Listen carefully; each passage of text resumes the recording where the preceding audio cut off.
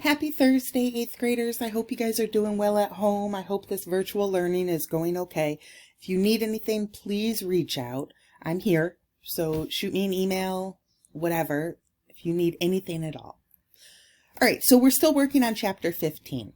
So far in Chapter 15, we've covered compounds versus mixtures and reviewed chemical formulas. Today, we're going to talk about the basics of chemical bonding, very basic. And then next week, we'll kind of get into this electrons and chemical bonding and predicting chemical formulas. These two will take us about 2 weeks to get through. So let's get started. Your target for today is I can explain why atoms bond. So as we go through this lesson, I really want you to just think about why are the atoms bonding? Why do they bond? And I'll try to be as clear as possible about that so that you guys understand. Let's get some vocab terms out of the way. What is a chemical bond? A chemical bond is when atoms have either transferred or share electrons. One of those has to happen. It forms two different types of bonds. If they are transferring their electrons, they're giving away an electron to somebody. It is called, or to an atom. It is called an ionic bond.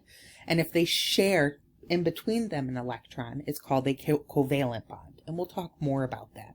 But what I want you to understand is that chemical bonds are formed when electrons are either transferred or shared.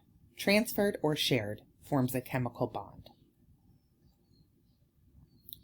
So why do atoms bond? What is it about bonding that helps the atoms?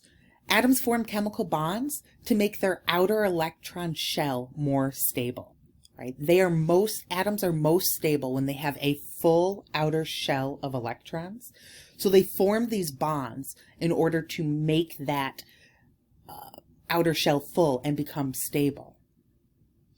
They also bond because it helps them enter what we call a lower energy state. So when we take, this is methane, for example. If I want to break methane, the molecule methane up into carbon and 4 hydrogen, I have to put in a ton of energy. And that same amount of energy that I'd have to put in to break up this molecule is the energy that's released when they bond.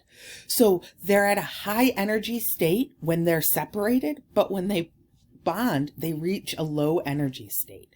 So the atoms, they want their outer shell to be full to become more stable, and they want to have a lower energy state.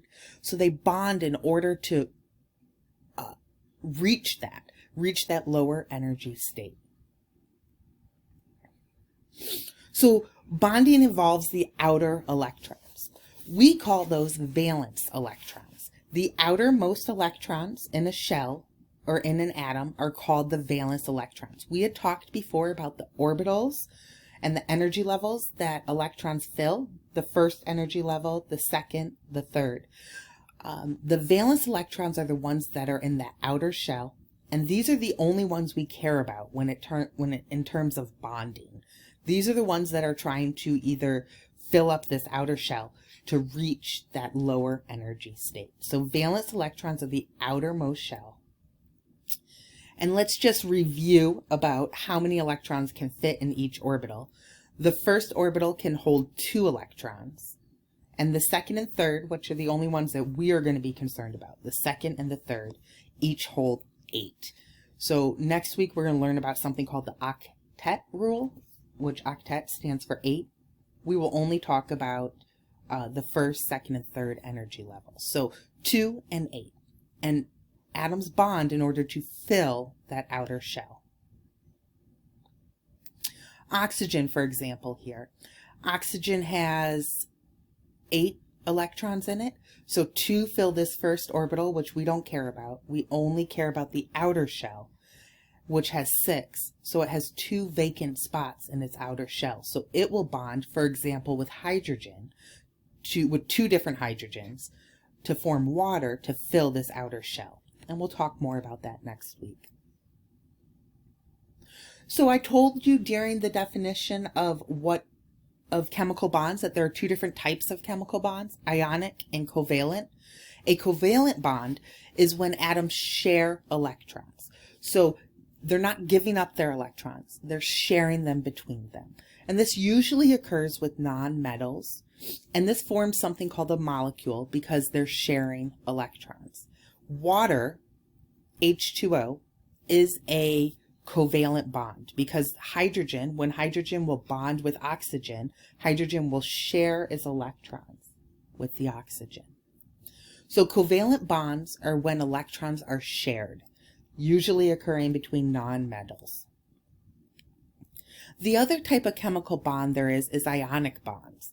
Ionic bonds are when one atom gives up its electron and transfers it to another atom. Salt, sodium chloride, is an example of an ionic bond. This does not result in what we call a molecule, but it forms an ionic compound. This is something that I'm not concerned if you don't remember, but I would like you to know ionic bonds are when electrons are transferred. One of those atoms gives up its electron and the other one keeps it. Ionic compounds stay together because when one gives up its electron, it becomes positively charged. And when the other molecule takes that electron, it becomes negatively charged. And they're attracted like a magnet to each other. We'll talk more about that one next week too. All right, so what is your assignment for today? Well, I wanted you to watch this video. Then I would like you to read pages 365, 368, and 369 in your textbook or on the PDFs that I have attached. Then there's a Google Doc that has 3 questions I'd like you to answer, and then mark your assignment as done. Sound good? All right, let me know if you have any questions. Have a great Thursday, and I will talk to you guys again on Tuesday.